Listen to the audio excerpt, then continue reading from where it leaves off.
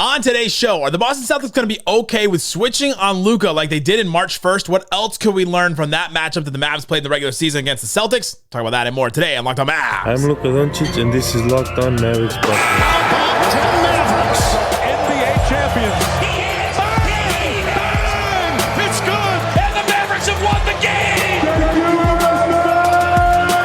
If you don't believe, you shouldn't be here. Loyalty never fades away.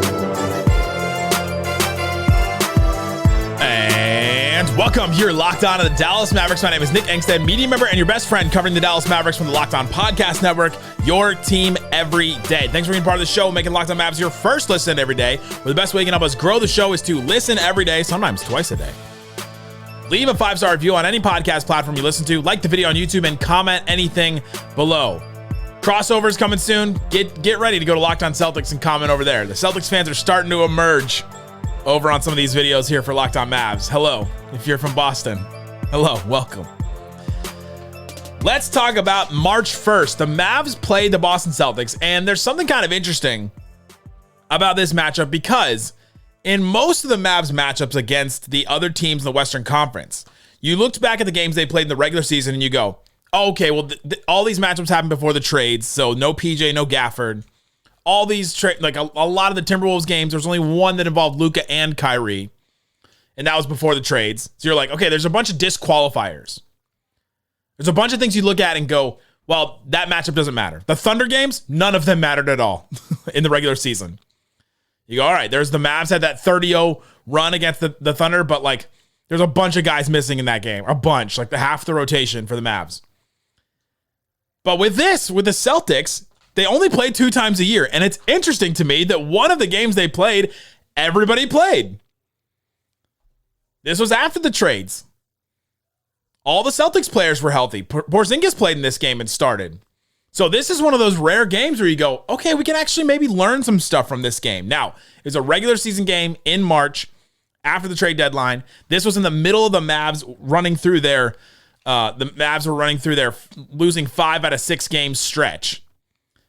And so they really were not as sharp as they should be. There's a lot of things that you can take away negatively from the Mavericks, but we can still look at this and say, okay, what can we learn from this? First thing to me, the Mavs rotation is so different than it was on March 1st. Kid was still trying to figure out everything.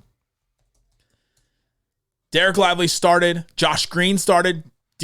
Derrick Jones Jr. played 7 minutes in this game. It was one of the reasons why he wasn't qualified for an all-defensive team this year because he didn't play enough games of over 20 minutes. This was an example of one of them. He's not hurt. He wasn't dealing with an injury, really.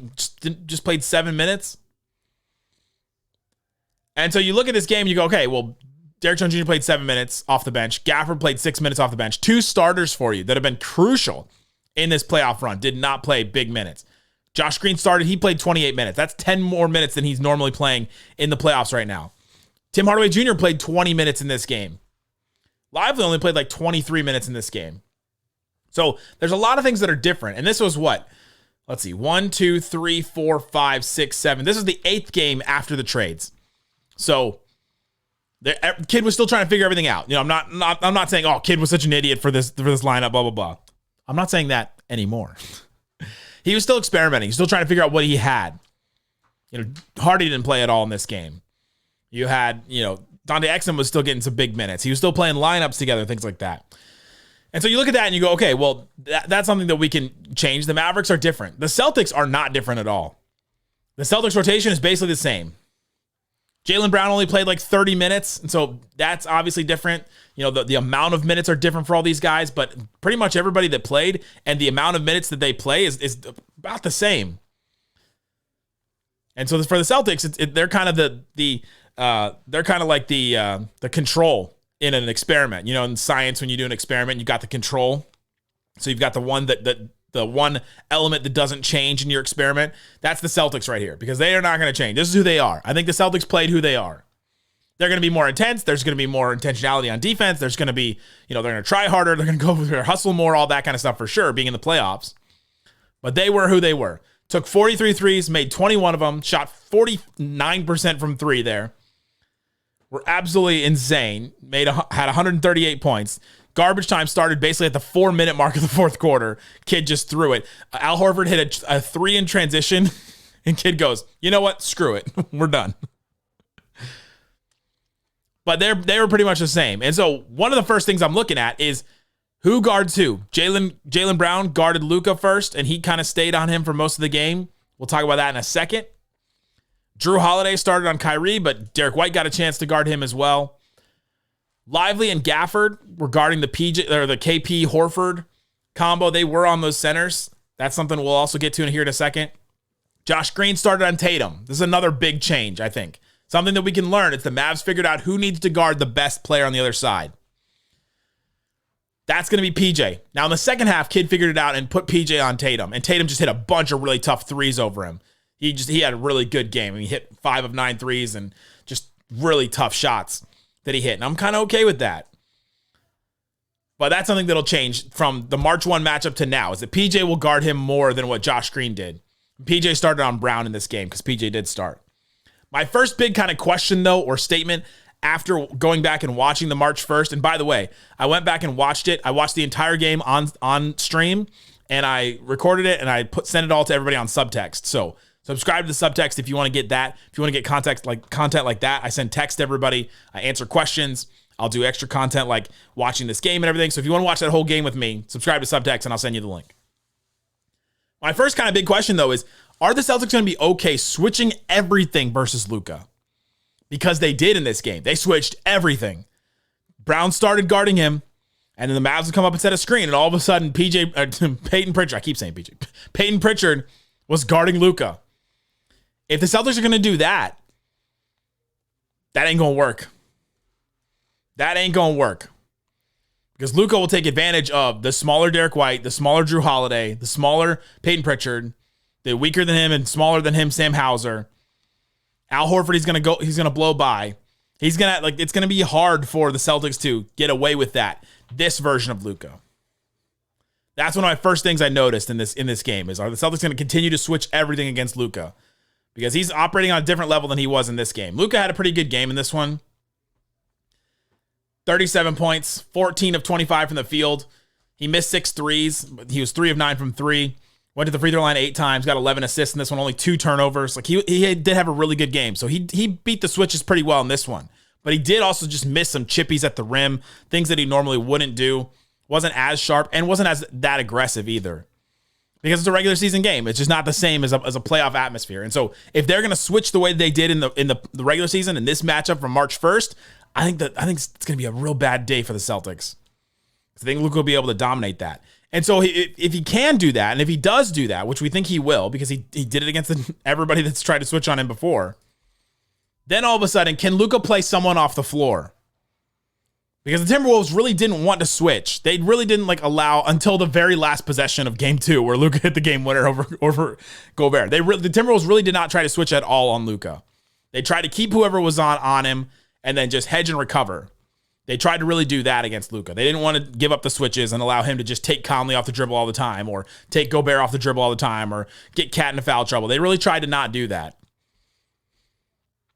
But if the Celtics do that the way that they did March 1st, can Luka hunt anyone off the floor? Can he make it so that Al Horford has a harder time playing in this series? Can he make it so that you've got to change things up and then they've got to send help if Derek White is stuck on him or if Porzingis is on him? Does Porzingis get in some kind of foul trouble trying to guard Luka?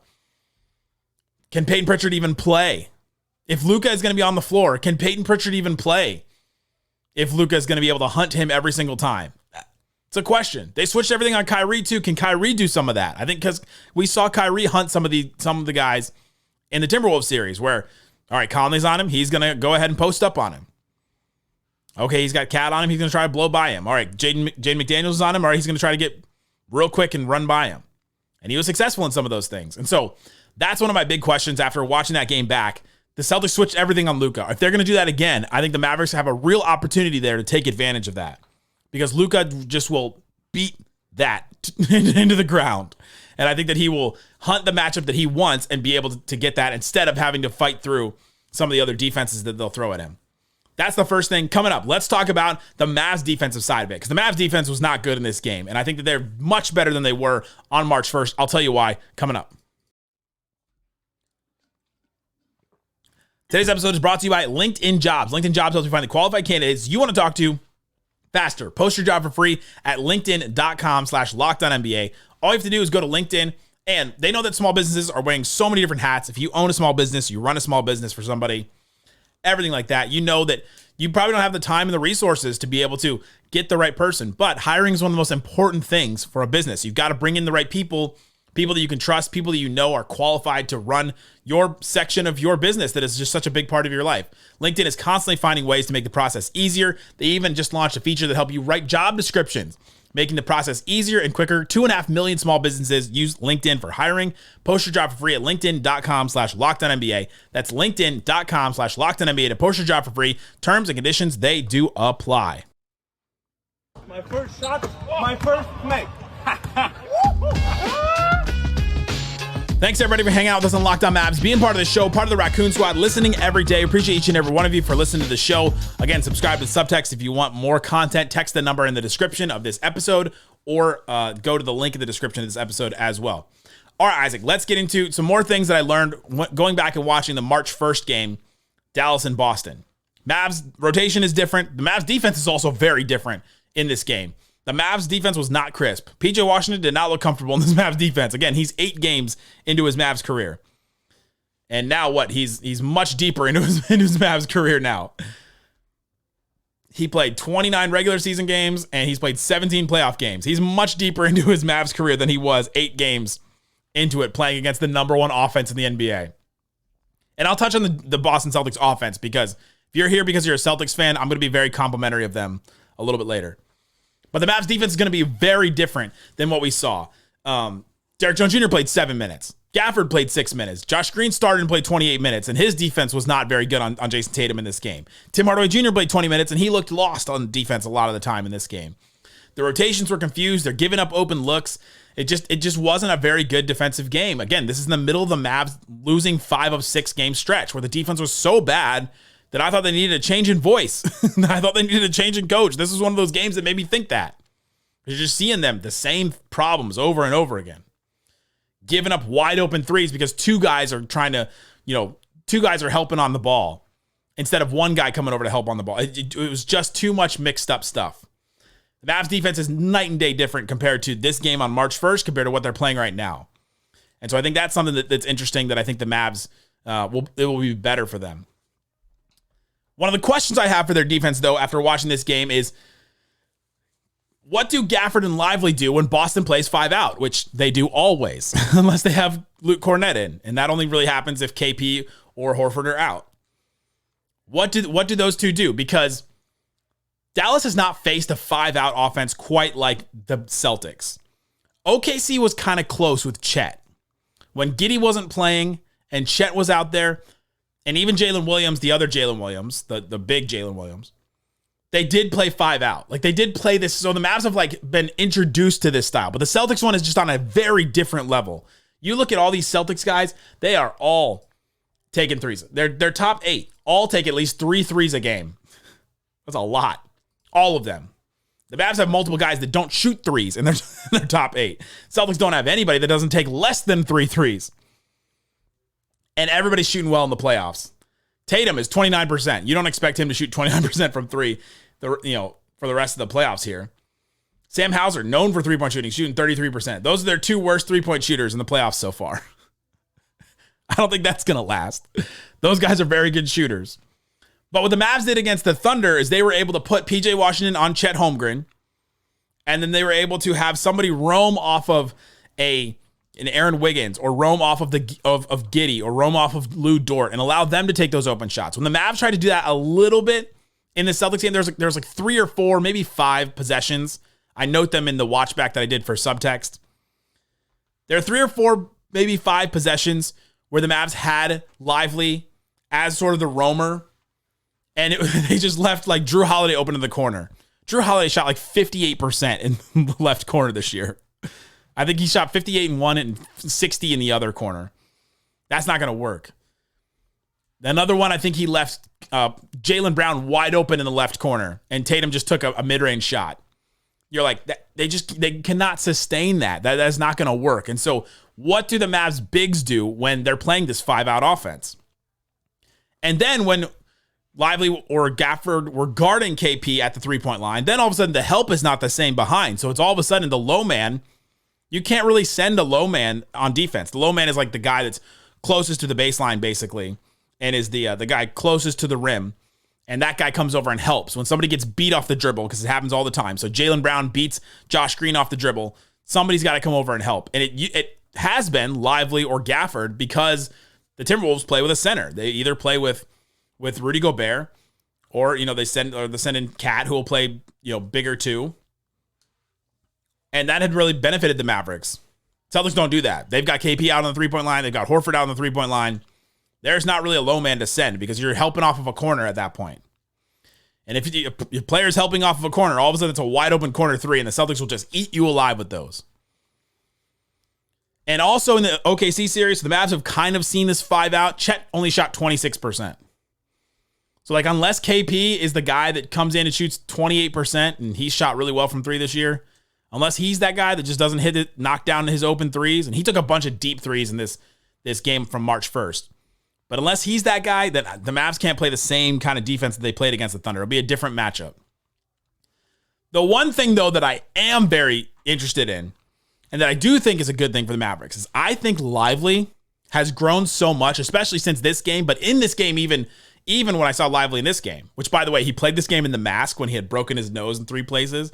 Lively said that was the most painful injury he's gone through, even more painful than the neck strain. I think Lively can switch credibly against anyone on the Celtics except for maybe Tatum and Brown. And even Tatum and Brown, I think he could hold his own for a couple seconds to allow somebody to come over and help, or to allow something else. But I think Lively is going to be so big in this matchup after watching this game, because the Mavs need the centers on offense, because they need to be able to take advantage of KP not being as big. He's a tall guy, but we know he's not big. Horford not being as big. They played Xavier Tillman in this game. They're not going to play him in the finals, but they need to take advantage of those guys and be able to take advantage of Luca on the pick and roll. If Luca's going to get switches, then they've got to be. Then somebody else is switching onto the center, and so maybe it's Derek White, maybe it's Drew Holiday, maybe it's Brown or Tatum, and they've got to be able to take advantage of those alley-oops to those guys.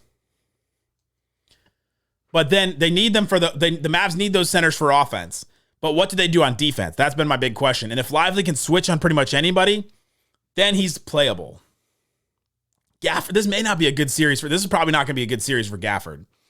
That's not very good. That's not great for the Mavericks.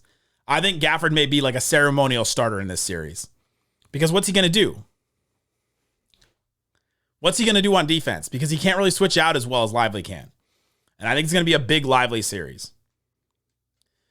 The other thing, talking about offense, is Dallas cannot try to match Boston 3 for 3 and spreading the floor for spreading the floor. Boston always spreads the floor. Boston always takes threes. The Mavericks cannot just try to match that. In the second half of this game on March 1st, they just tried to match Boston by playing Maxey at the 5. And for 5 whole minutes in the fourth quarter, they basically, their last-ditch effort was to just go spread the floor with Maxey and Tim and Luca and Kyrie and PJ, and just be like, all right, let's just try to take as many threes as possible. They cannot match the Celtics doing that. They played 20 minutes of Maxey, and he basically played all of his minutes at the 5 in this game on March 1st, because they only played Gafford 6 minutes, and Lively only played 23 minutes. So there was 5 minutes of garbage time. So Maxey almost played all of his minutes at the 5. I don't think that that's good for the Mavericks. It's good that they have Maxey as an option, but I don't think they need to go to him every single time. My last thing, and this is where I'm going to be real complimentary of the Celtics, is that the Celtics 3-point shooting is next level compared to what the Mavericks have seen. They space the floor better than what the Mavericks have seen, even against the Thunder, even against the Clippers, because the Clippers don't play 5 out really anymore. They used to, but they don't now with Zubats, and they played Zubats and Plumlee and Tice, and they're not spacing the floor. And so the Celtics in this game especially, this is a huge Magnets game. And when I talk about magnets, I talk about the fake conspiracy that there are magnets in the rim. And so when it turns on for one team and they hit all their shots, and it turns off for the other team, and all of a sudden that team misses all their shots. And so this is a big Magnets game where the Celtics shot 49% from 3. The Mavs only shot 26%. Celtics made 12 more threes than the Mavericks? You don't win those games. Nobody wins those games in the NBA. the Celtics shot or hit 11 less threes than the Heat in their first round series, and that's when they lost that game. Like, even the Celtics against the Heat without Jimmy Butler, they don't win that game if you shoot that many less threes. And so, like, what happens when Dallas runs the Celtics off the three-point line? Because that's what they really tried to do with the Thunder. Can they do that? Can they run them off the line? Tatum, Brown, KP were all taking pretty deep threes. Will you live with those? Will you be okay with those deep threes? I think with KP, I think you'd be okay with letting him take some of those deep threes. I mean, he's just taking 27, 28-foot threes. I don't know about you, but if you're a Mavs fan, you remember KP bricking a bunch of those threes at times. He's definitely been better with the Celtics on those. But he's coming back from injury, calf injury, that affects your lift and all that kind of stuff. I think they'd be okay with KP taking those deep threes. But if they run everybody else off the three-point line, then what happens?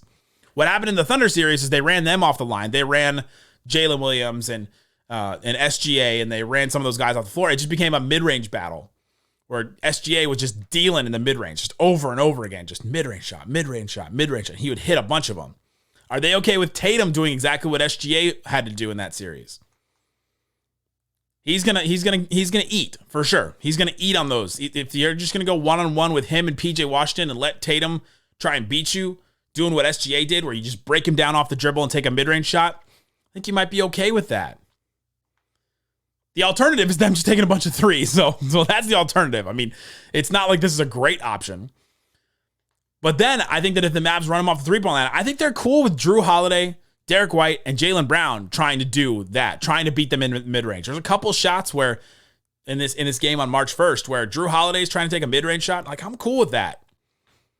If that's the end goal, if that's the end result of a defensive possession for the Mavs, and Jrue Holiday's taking like a kind of contested mid-range shot, I think I'm all right with that.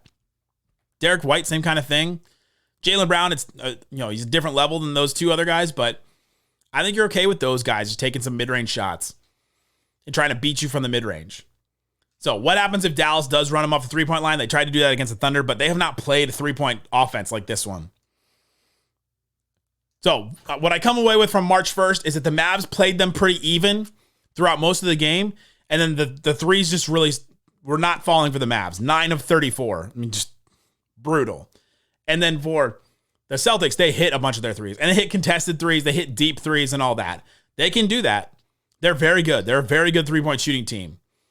But the Mavs defense was also just not excellent and not even good, I would say. And so what happens when the Mavs defense is better now and tries to run them off the three-point line in a way that they just couldn't back on March 1st? That's going to be kind of the problem and kind of the issue there. Thanks for hanging out with me today. Just a, kind of a bonus episode. We're doing a crossover with John Krause. We'll ask him all the questions I have about the Celtics. He'll ask me questions about the Mavs. We'll do that. I've got Isaac on deck this week. I've got Dana Larson on deck this week. Reggie Atatula on deck this week. Thanks for hanging out with me on Locked On Mavs. We'll have more stuff all throughout the week. Guys, thanks so much for listening to Locked On Mavs. Peace out. Boom.